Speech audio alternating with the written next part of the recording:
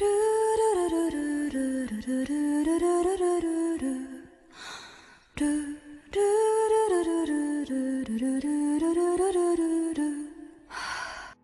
Mage Chapter 119, The Man Who Sends the King Flying. Volume 6, Reincarnator Uprising. A lone young man stood on the dry ground, completely still, holding a spear. There was nobody in his surroundings, and he was isolated from the outside world by 50-meter-tall walls in all directions. This place was just like an arena. I've committed countless crimes, apparently. The young man recalled his somewhat hazy memories. At first, he'd simply wanted to eat until his stomach was satisfied. For that reason, he had headed for the Adventurers Guild with a spear in his hand. He gained knowledge as an adventurer while cleaning the town and carrying luggage for his adventurer senpais.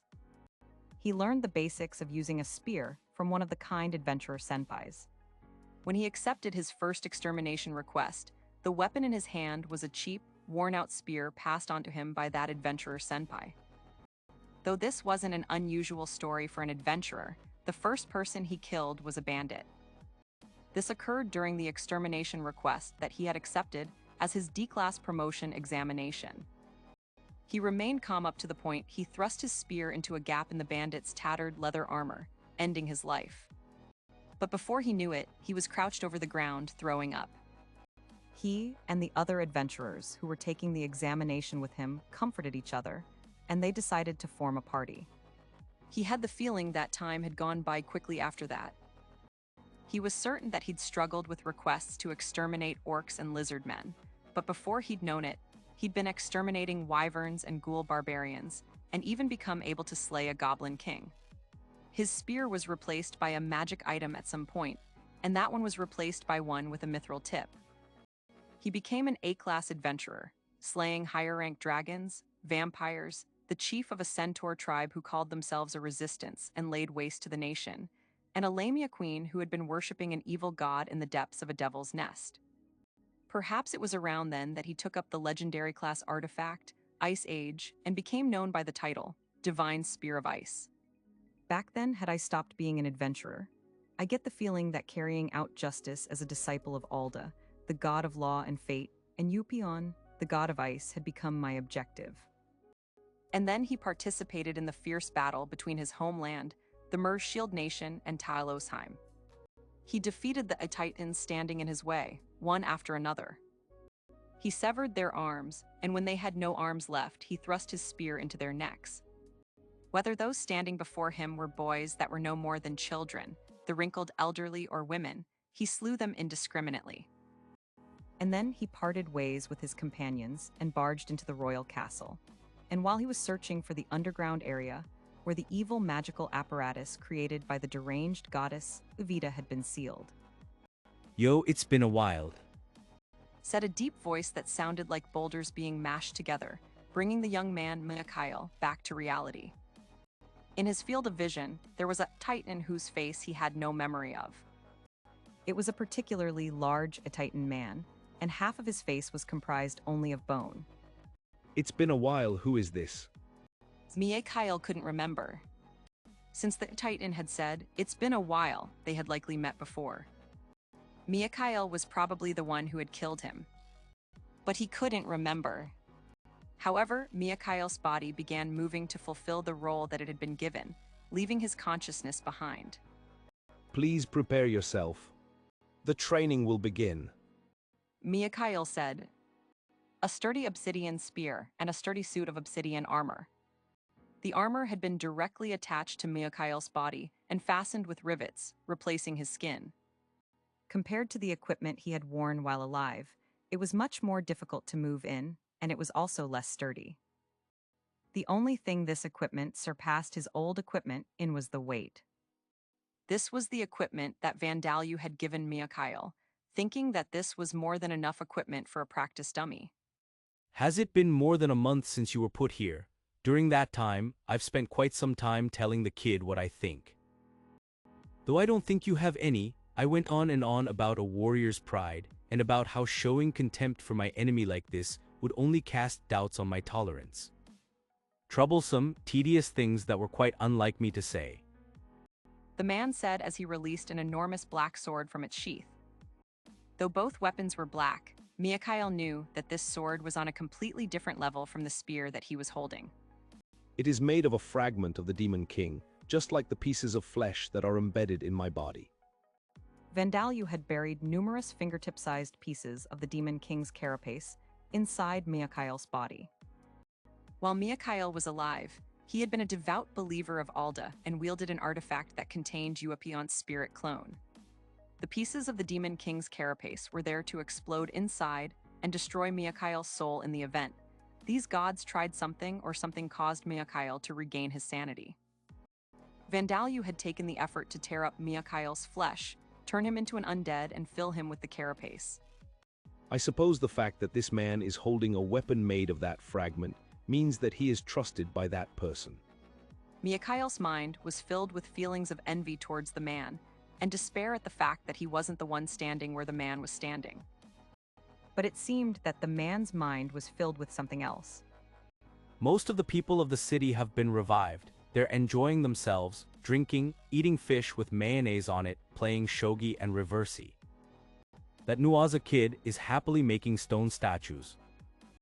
I was able to meet my orphan child, a gopher, and my grandchildren too. Olivia Sama, and more recently, Igina and Zanidia Jauchin have come back as well. The man said, thrusting his enormous sword into the ground. And then he took up an obsidian training sword instead. It was about the same size as the other sword, but it was nothing more than a bladeless, sturdy lump of metal in the shape of a sword. However, the hatred being released by the man was real. You're pitiful compared to them. The man growled. You truly have nothing ahead of you. Even my feelings of hatred for you would disappear. That's what I mistakenly thought. Being completely bathed in the man's anger, something pulled at Mikhail's memory. Gina and Zanidia, these are names that I've heard numerous times. Oh, that's right. They were the ones taken by the vampires after death, just like Mikhail had been. The memory was faint, but he remembered it. The Titan woman and girl whose resolves had remained steadfast, despite their anger and sorrow over the defeat of their companions. Then this man is the one I defeated first back then. If I hadn't been killed by you, I'd never have met the kid and the others. But because you guys attacked us, everyone suffered for 200 years. It's my fault for being defeated. It's our fault. I'm not going to deny that. That's why I'm only going to knock you down once. With a beast-like roar, the man, Abarcus, charged forward. He's fast. The training will begin. Mikhail declared to Abarcus in a mechanical voice as he broke into a run, unable to express his discomposure. The speed and fluidity of his movement was astonishing for a zombie. But Abarcus' movement was faster, and he possessed vigor and power. Mikhail deflected the first blow with his spear, and as he tried to unleash a counterattack, the sword that he had deflected returned to repel his spear in return. So he has become far stronger than back then. Both weapons were mere training weapons, with their sturdiness being their only notable quality. No magic items or martial skills were used. And so, Abarcus and Mikhail's strength competed against each other. Abarcus, who had grown stronger than when he was alive, and Mikhail, who had grown weaker than when he was alive. And most importantly, their mental conditions were different. Gradually, Mikhail's spear became unable to deal with Abarcus' attacks, and the openings for Mikhail to attack disappeared. The sword started grazing him, and Mikhail's armor and ears were pulled and torn into pieces. After the 100th blow, Mikhail's spear shattered, and Mikhail himself flew through the air like a broken mannequin and crashed uselessly into the ground. Spectacular. If martial skills were used and it turned into a good, real battle, it would have been settled more quickly. Mikhail thought as he gazed helplessly at the sky, not a single unbroken bone left in his body. What would his rank be now? I am rank 10, so he must be greater than that. Mikhail wanted to see Abarcus one more time, but he heard a voice saying, "I'm out." It seemed that this wish wouldn't be granted. Mikhail's consciousness vanished. And then he suddenly awoke. My restoration is complete. After having been completely destroyed, Mikhail's corpse returned to normal and was revived as a zombie as it had done countless times before.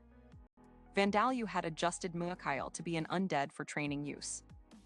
When he was destroyed, the magic item installed in the training grounds would drag his spirit back and automatically revive him as a zombie.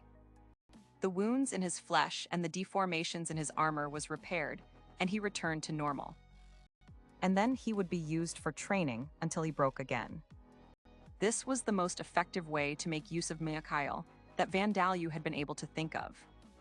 Vandalyu had no intention of letting Mikhail, a sworn enemy of Tylosheim, join his allies and couldn't do so even if he wanted to. However, although Mikhail was unable to display his true ability due to Guabamont's adjustments, he was rank 10, so he was valuable. Thus, he would be used for training and as a source of experience points. He would likely become unusable after several dozen or several hundred uses, but if his soul was destroyed once this happened, no miracle would allow him to be sent to Alda. I was simply born in a nation that treated the persecution of Evitus races as justice, believed in a god who treated it as justice, lived as an adventurer in that nation, and fought as a hero. It's just that this is a sin in the eyes of that person. This was only natural since Vandalyu, the one Mikhail called that person, was the holy son of Evita. Mikhail would not even be given an opportunity to atone. Then I shall at least fulfill my role as a training dummy until the end. If my wish of fighting for that person cannot be granted, then I shall become nourishment for those who fight for him. Either way, I am already unable to do anything else. Abarcus had already left the training grounds. Only the mark in the ground where he had thrust his sword into it remained. However, the next person would come for training soon. Mikhail would fight that person, and if he won, the match would end there, and if he lost and was destroyed, he would enter a momentary slumber. That process would repeat itself over and over, until the moment his soul was broken. There was a low groan. The next opponent had come. Mikhail raised his spear. Please prepare yourself. The training will begin. Mikhail felt a sense of déjà vu at the sight of this grotesque female zombie that he had never seen before. Begin. Before Mikhail could figure out the identity of the female zombie Rapiesage, the patchwork zombie made by sewing together Mikhail's former companions, curled her enormous fists and charged towards him. Iris Eberhardt, the leader of the resistance organization known as the Sauron Liberation Front, made a declaration to her companions who had gathered before her. The detached force led by Edebis should be headed for the distant third base about now. The other units are retreating too. In other words, we cannot expect reinforcements. We will be making an isolated struggle here with this mountainous area as our camping grounds. This was bad news, but her companions waited for her next words without showing any signs of agitation. According to our spies that have infiltrated the enemy army, the extermination force that has been dispatched outnumber us 5 to 1. Right now, they are likely split into 3 directions and are closing in on us while destroying any path we could possibly take to escape. The situation was not just bad, it was downright hopeless. Iris' companions, the former fake resistance members, Hodge and his group, showed unrest for the first time. No way, in other words, they've fallen into our trap. So many pray, it's just like training in the dungeons. It's our first time fighting people, isn't it? I wonder how it will feel. You foo-foo. Iris looked at Hodge and the others, who simply looked like a group of evil berserkers, and gave a bitter smile as she reminded them of something. I'm happy you're so full of fighting spirit, but don't kill the ones who have surrendered. She said, I want information after all. But later if they're too weak. A man began. I've said before that those who disobey orders will have their pay reduced. Iris said firmly. The man hastily fell silent. It seemed that even the berserkers preferred the scent of spices, which was more fragrant than that of blood. Liberating Princess Knight of the Sauron Liberation Front, we have you surrounded. Make an honorable surrender. If you yield, I will guarantee your safety. The order to surrender from the extermination force who had apparently completed their encirclement, echoed out. The voice was likely being amplified by wind attribute magic or a magic item. Iris and her companions couldn't hold back their laughter. They say they guarantee our safety. What do you think? Let's see, I suppose we'll all be gathered in one place and hanged together. After they question and torture Leader and then have her raped by the soldiers for days, they'll drag her around the town and execute her publicly, won't they? No, isn't this the pattern of events where they treat you like a plaything, but let you live? Don't be foolish. There's no way they'll be that soft. That might happen if she were the princess of a nation, or the wife or daughter of an important noble family, but Leader isn't anything like that. You're right.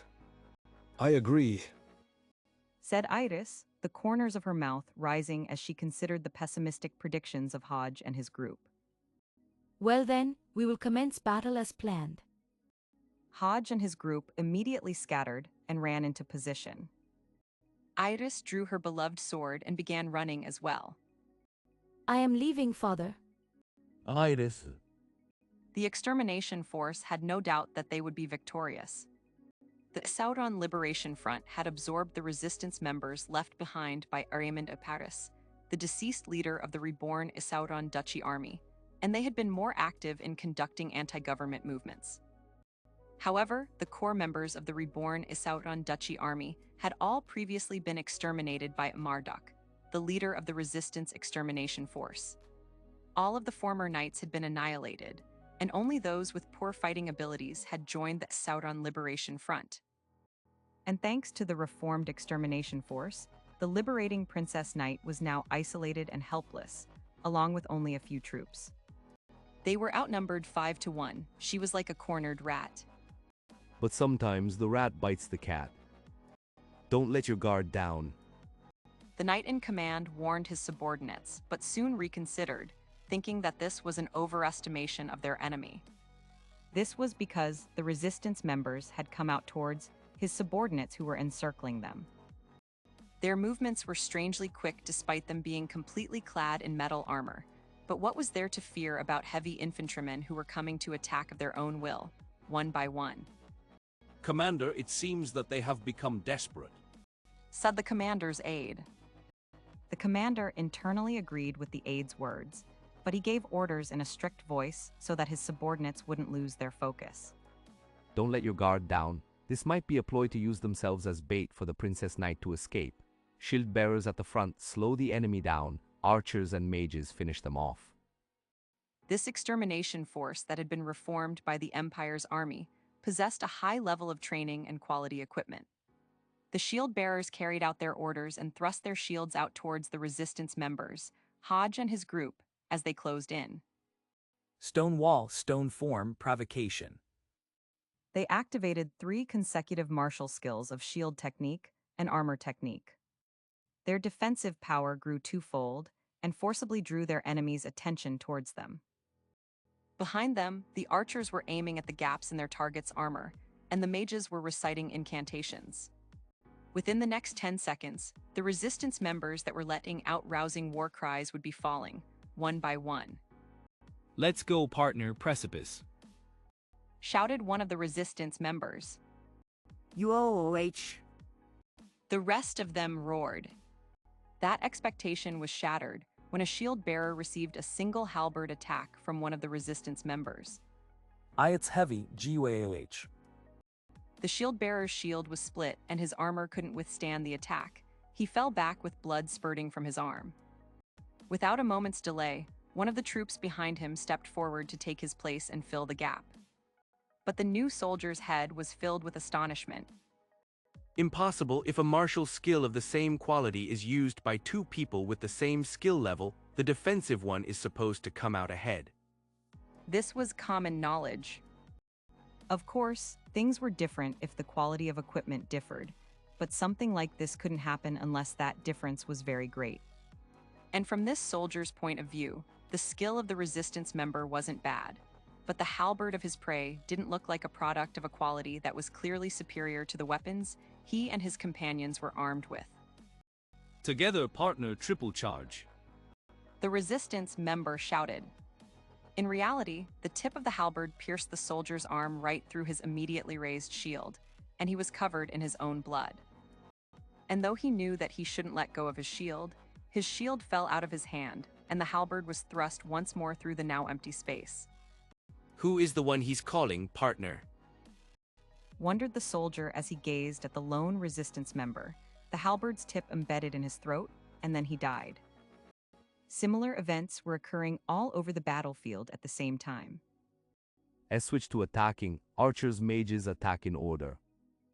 Shouted the commander, hastily changing the plan to attacking after realizing that the resistance member's offensive power far surpassed his troops' defense. And the troops of the extermination force quickly obeyed these orders, setting aside their discomposure at seeing their companions defeated, showing that they were exceptional individuals who deserved to be known as the elite. However, the resistance members took no notice of this. They knocked down the knights attacking them with the exchange of just a few blows before driving in lethal attacks. Even though the archers and mages were finding openings to fire arrows and spells, they showed no signs of having taken any damage at all. Ha, they're nothing special. Hodge shouted. Behind you, said a voice echoing inside his helmet. Reflexively obeying the voice, Hodge thrust the handle of his halberd out behind him, causing the light infantryman, who had been trying to attack him from behind, hastily jump out of the way. You saved me, partner. thank me after you've finished killing them. The partners of Hodge and the other resistance members were the suits of armor that they were wearing, the living armors. Daitada and his team of blacksmiths had forged suits of dark copper armor, and Vandalu had used golem transmutation to plate them with iron, disguising them as suits of iron armor. He'd then had spirits possess them to create living armors, and Hodge and his group were now wearing them. This not only provided Hodge and the others with improved defense, but by coordinating their movements with those of the living armors, who possessed the superhuman strength skill, they could exert strength far beyond their own physical capabilities. And while they were fighting, the living armors were watching their surroundings. Hodge and the others had no blind spots.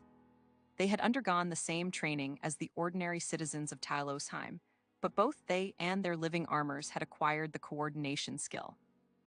Due to this skill's effect, they were able to exhibit 120% of their ordinary strength. Commander, at this rate. The commander's aide muttered. Don't panic, rebuild our formations properly. The enemy has no mages, join the unit together. Is that the Princess Knight? As the commander shouted at his aide, he suddenly saw Iris, who was cutting her way towards him. He was astonished that the Princess Knight would personally expose herself on the front lines, but what had caught his attention were her movements. She was avoiding the swords and arrows of the extermination force with defensive movements that looked like a dance. But the ground behind her was littered with fallen troops who'd been stabbed and slashed through the gaps in their armor. The commander had seen these movements before. This is Lord Abierhartz. Could it be the Princess Knight is his daughter? The feared knight who had once defeated numerous soldiers and knights in a battle between the Umid Empire and the Sauron Duchy, George Abierhart. Iris' movements resembled his. Flying charge. A knight was holding up an enormous shield in defense, but the thrust of Iris' swordsmanship martial skill found a tiny gap in his defense, and her blade buried itself deep in his helmet. And then she cut through the large opening left by the knight, deflected the sword of the astonished, wide-eyed commander, and slashed the artery in his armpit. Spreading your soldier so thin to surround us was a mistake. Iris murmured. Your commander has fallen. We will now be fighting to exterminate you all. If you want to live, throw your weapons away. She declared, stepping on the arm of the commander who had fallen onto the ground in shock. The commander's aide reflexively swung his sword at her, but he was cut down in a single strike. Having lost their commander and vice-commander, the troops of extermination force lost their will to fight and threw their weapons aside one by one. Well done, Iris. Yes. It's all because of you, father. Iris whispered to her father, who resided in her narrow sword that glowed with a sinister light as she sheathed it. Iris Ibiarhart, who wielded a sword that had become a cursed weapon, having acquired the cursed spirit swordsman job, leading Hodge and the others who had become the first people in Alamda to acquire the armor tamer job. Their activities caused the Olumide Empire's army, occupying the Isauron Duchy, to tremble. Meanwhile, Vandalyu was training in the shield technique and armor technique skills.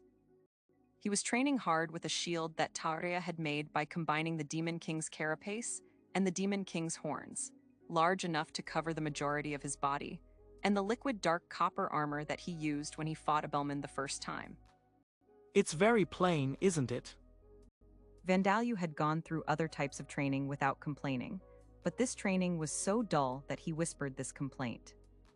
First, he was simply walking, running, flying, crawling, moving forward by crawling, over and over while fully equipped. It can't be helped, can it? You're training in the techniques of using a shield and armor, said Kaisim with a bitter smile. He was a former adventurer of a cultivation village in the Ahartner Duchy, and he had come to act as Vandalyu's instructor. That's right. Weapon skills like swordsmanship and spear technique can be learned by practicing attacks. But that doesn't work for shields and armor, so it can't be helped. Added Elia Inora, the red-haired vampire woman who called herself Vandalyu's servant. Attack and defense. It didn't need much thought to know which was more important. However, when it came to learning the skills, attack skills were far more popular. A lack in defense could be compensated for to some extent by wearing armor, but the problem was that a lack in offensive power couldn't be compensated for just by holding weapons, which was why training with weapons, where training involved flashy movements, drew more attention from new adventurers.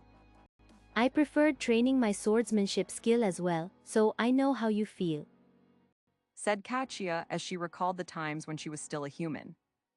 She was a former adventurer, now a ghoul magic warrior. Shield technique and armor technique are dangerous if you don't practice moving while wearing defensive equipment first. If you're not used to it, you'll lose your balance and fall over in the middle of training.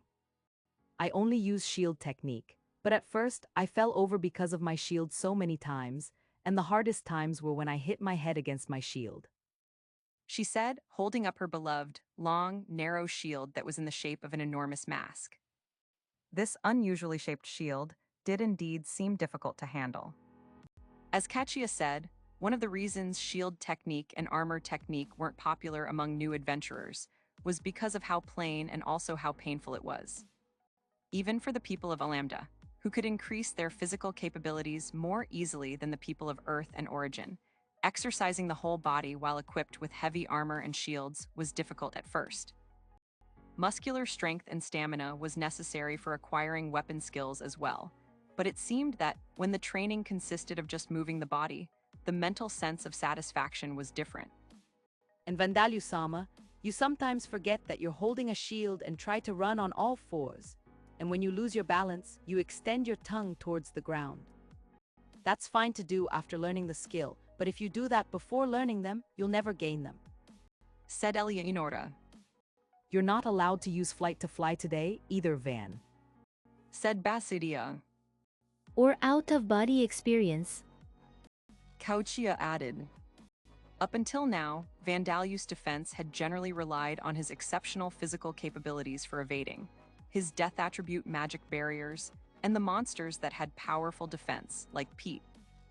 It seemed that this fact had become an obstacle in learning the shield technique and armor technique skills. Well, we're going to do quick monster-style training either way, so you just need to get a feeling for it. Now then, let's start sparring, said Kaisim as he stepped forward, resting a mace on his shoulder. The adventurer way to train defense was to endure repeated attacks from an instructor wielding a wooden weapon, a method that required perseverance. However, the monster method was to start off with gaining experience in real battles while using armor and a shield. This method took less time, but cut the survival rate of the trainees in half. I'm relying on you, said Vandalyu. For those who already possessed high attribute values like Vandalyu, the monster-style method would be best for learning to fight real battles while wearing legendary class armor. Vandalyu-sama, you can't use magic even if you get scared, said Eleonora. Do your best, Van. Basidia shouted. Even if you get hit, it probably won't hurt, so it'll be fine, said Kauchia. Vandalyu was forbidden from using magic, as it wouldn't help him train in shield technique and armor technique. Thus, he had to block Kaisim's attacks using the shield and armor that he wasn't accustomed to using. You don't have to worry so much, said Kaisim. Just like Kaichia-san said, even if I accidentally hit him with a martial skill, it wouldn't even scratch him. You're not going to use martial skills, are you? Vandalyu asked. Vandalyu? The truth is, I still don't have a girlfriend. Could you please explain why you're confessing that to me now? Here I see OOME. Without giving Vandalyu a chance to respond, Kasim raised his mace and tried to strike at Vandalyu. Of course, Kasim had no intention of taking out his anger on Vandalyu, who was receiving the attention of a beautiful, gray-brown-skinned ghoul with red patterns on her nice body. Another ghoul woman who was a swordsman and a beautiful, red-haired vampire. It was an act that Kasim was putting on because he thought that giving Vandalyu a little sense of danger would make the training more effective. The truth was that Kasim's movements weren't that fast in Vandalyu's eyes. Kasim looked impressive as he charged forward in his full suit of armor, but it wasn't enough to produce a reaction from danger sense, death.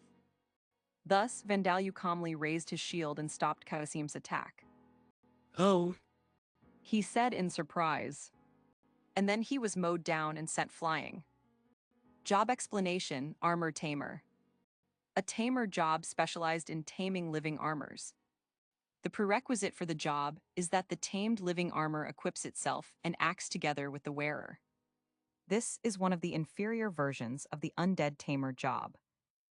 Those with this job gain bonuses to the acquisition of the armor technique, coordination, strengthened subordinates, and strengthened defense when equipped with black armor, where black is metal or non-metal skills. Job explanation. Cursed Spirit Swordsman. A job that can be acquired by a swordsman who wields a sword that has become a cursed weapon. The prerequisite requirement is that the cursed weapon must be tamed. This is one of the inferior versions of the undead tamer job. Those with this job gain bonuses to the acquisition of the swordsmanship, coordination, surpass limits, cursed spirit sword, strengthened subordinates, and strengthened attack power while equipped with a cursed